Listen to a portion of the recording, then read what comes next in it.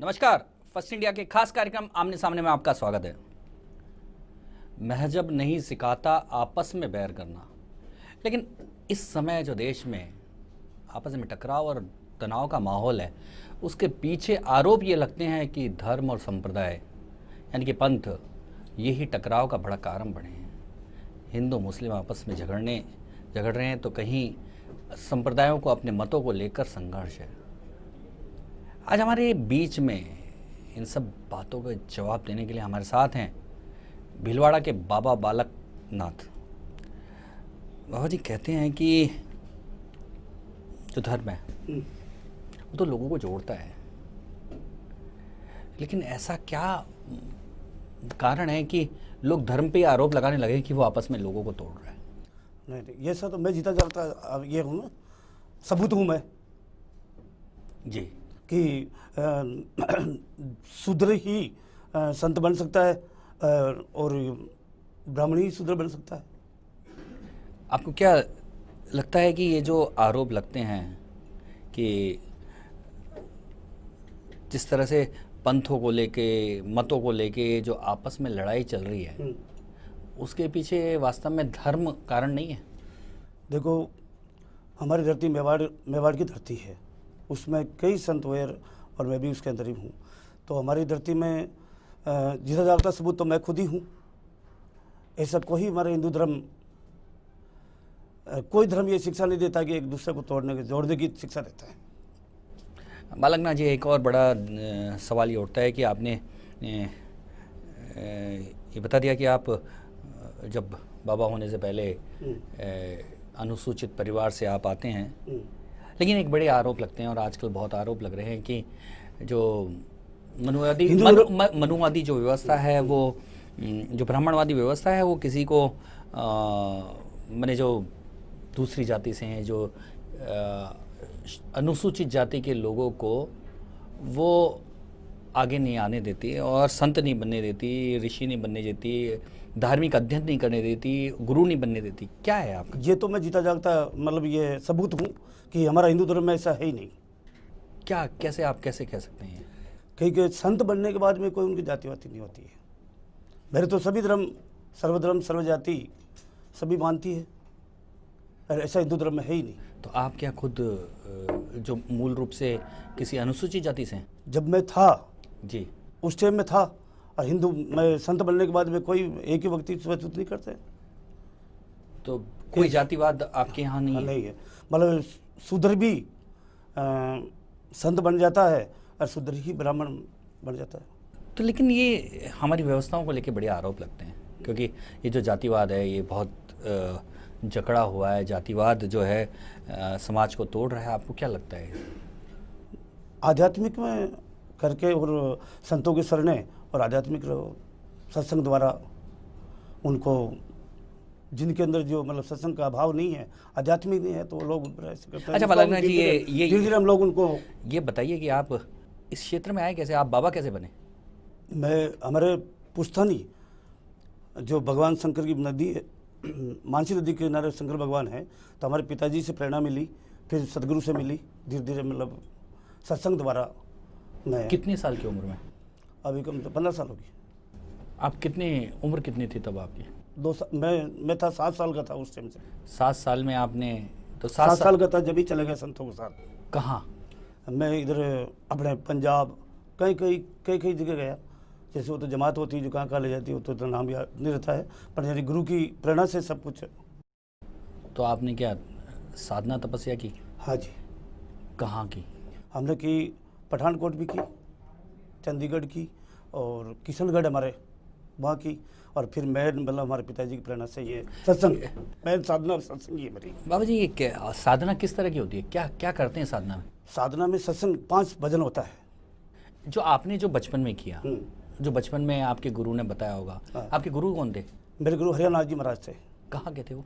वो इधर पंजाब की तरफ थे। पंजाब की तरफ थे। तो वो क्या करवाते थे? आपको अध्ययन करवाते थे? क्या क्या क्या क्या करना होता है? पहले तो हारमोनियम बजाना सिखाया। हारमोनियम? हाँ। अच्छा। और फिर गाना सिखाया। अच्छा। और फिर मतलब उन्होंने मतलब कि ये मूल 5 भजन छांट दिया। अच्छा। जिससे हमारे जो संसार जिससे तरी हुए हमारे को 5 भजन दे दिया। और वो 5 भजन मेरे को याद है। आज भी सत्संग हर जगह मैं करता हूँ तो उससे लोगों का दुख तो भी दूर होता है। हरिहर नाथ जी के जो शिष्य थे वो सारे के सारे ये 5 भजन गाते हैं। अलग अलग, जिसको किसी को क्या दिया, किसको क्या दिया, तो अलग अलग देते हैं। तो ये सारे मूल भजन हरिहर नाथ जी के लिखे हुए हैं। हाँ, तो क्या नहीं, संतों के सभी संतों को मतलब निचोड़ निकाल रखा है। जैसे कबीर साहिब का भी है, भारती जी महाराज का भी है और रैदास जी महाराज का भी है, सभी का है। हाँ, सभी संतों का मतलब वो निचोड़ काट के 5 भजन में, जो 5 भजन सुन लेता है उनको चाहे जो मिल जाता है। और साधना में और क्या करना होता है? एक तो आपने कहा कि हारमोनियम सीखा, भजन गाए, और क्या करना हारमोनियम सीखते रहे, फिर वो गुरु मंत्र का जाप करते रहे।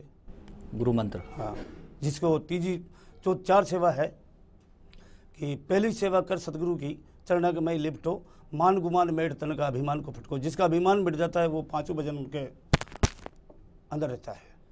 तो आप कितने साल गुरु के साथ रहे? मैं 7 साल तक। 7 साल। तो 7 साल में क्या कोर्स होता है? ये गुरु बनने का क्या होता है? कोर्स नहीं, पहले तो मतलब जैसे हमारे घर से ही चालू है, तो वहाँ से उपदेश दे दिया। उपदेश देने के बाद में संता की जो जमात आती है उनके साथ चलते वो जो सिमरन करते हैं सदगुरु का, गुरु का सिमरन के अलावा और कुछ नहीं है। क्यों पढ़ता पुस्तक पाना और क्यों धरता मन में ध्याना, सदगुरु पूरा धार एक पलक में कर दे पार। तो आप क्या उसमें आश्रम में रहते थे या घूमते रहते थे? घूमते, कभी पंजाब, कभी गुजरात, कभी कहाँ, जैसे चलते आती वैसे उनके साथ चलते थे। आप नाथ संप्रदाय के हैं, इसलिए एक बड़ा सवाल आपसे ही है। एक बार कहते हैं कि गुरु मच्छंदर नाथ वो सांसारिक मोह माया में फंस गए थे जी, और गुरु गोरखनाथ ने उनको चेत मच्छंदर गोरख आया ऐसे कह के और मच्छंदर नाथ को वो सांसारिक मोह माया से बाहर निकाल लाए थे। क्या आपको लगता नहीं है कि आज भी कुछ ऐसे बाबा, ऐसे गुरु ऐसे हो गए हैं जो गलत ढंग से सांसारिक मोह माया में फंस गए हैं? कभी कोई किसी आशाराम जी का नाम आता है, कभी और किसी का नाम आता है, तो क्या लगता नहीं है कि ये टाइम आ गया है कि अब वापस एक गुरु गोरखनाथ आए और मच्छंदर नाथों को कहे कि नहीं, आप सांसारिक बंधनों से बाहर निकल आइए? इस पर मैं इस पर ध्यान नहीं रखता, मैं सत्संग में रखता हूँ।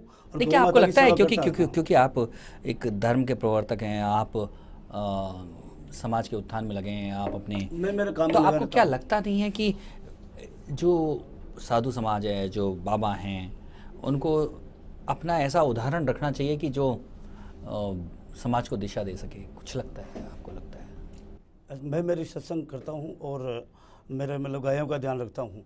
बेटी को बचाओ, गाय को बचाओ, और सत्संग जहाँ भी वक्त कहते हैं। इस राजनीतिक प्रपंच में नहीं पढ़ते आप? इसमें नहीं पढ़ता।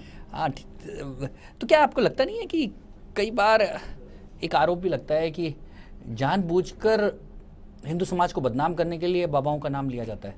नहीं, ये तो वो तो अपनी अपनी भक्ति है भाई। कोई कैसी भक्ति करा, कोई कैसी करा, उससे मेरे को ध्यान नहीं रहता। नहीं, जिस तरह से उनके ऊपर आरोप लगा दिए जाते हैं, गलत आरोप लगा दिए जाते हैं, और उसके पीछे कोई ना कोई षड्यंत्र आपको लगता है कि हिंदू समाज को बदनाम करने का कोई षड्यंत्र चल रहा है इस देश में?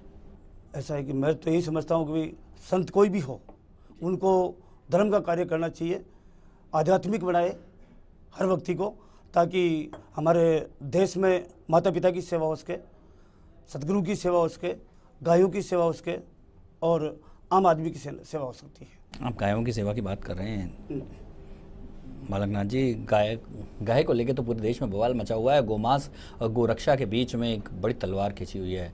एक और लोग कह रहे हैं कि हम तो गोमांस खाएंगे। आपको क्या लगता है, क्या है इस देश में इनको आपके द्वारा, हमारे द्वारा ऐसे मतलब बचेगी जरूर, संतों के द्वारा आध्यात्मिक होगा। तो इसको लेके हमारा मतलब यही है कि जहाँ भले गांव में, पूरा देश में कहीं भी गायें हो, भटकती हुई गायें, वो हमारे आश्रम पे भेजें, और इसमें आप और हम दोनों मिलकर सेवा करेंगे।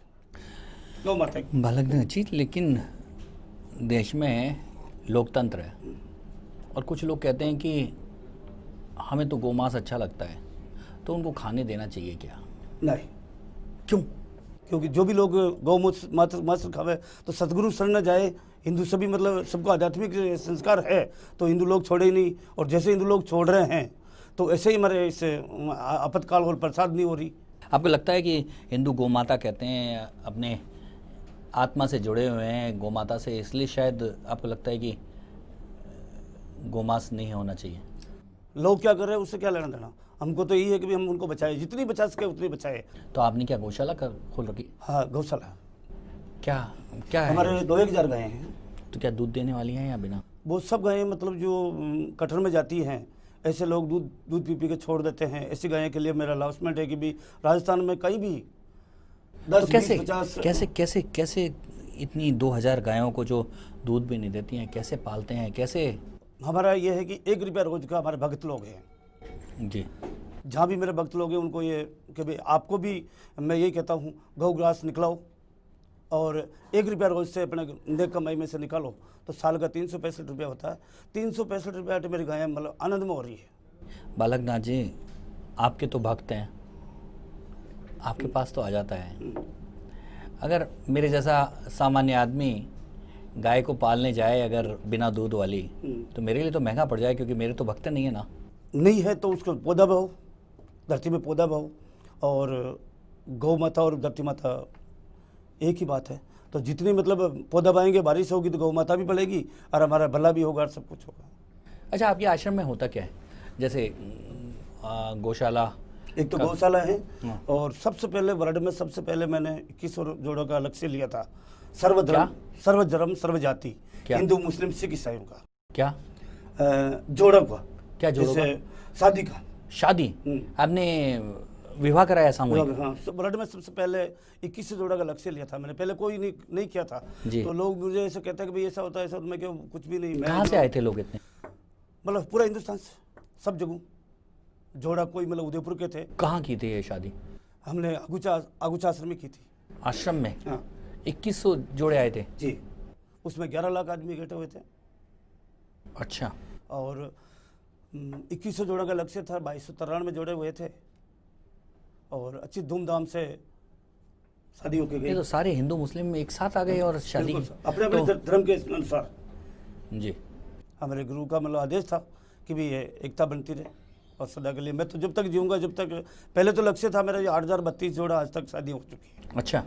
और अब मेरा लक्ष्य खत्म हो गया, 240 जोड़ा आज की तारीख में है मेरे। तो अभी मेरा अनाउंसमेंट यही कि भाई 21 साल का लड़का, 18 साल की लड़की हो, चाहे उनके माता पिता नहीं हो, ऐसा ही हो, ऐसे लड़कों को, बच्चे को भेजें और शादी करा के चाहे हर शनिवार ले जाओ। अच्छा। 50 जोड़ा होते आ जाओ, 200 होते आ जाओ, कितने मतलब हमारी बेटियों का मतलब बेटियों को बचाना कुल मिला के, और भ्रूण हत्या बंद करनी।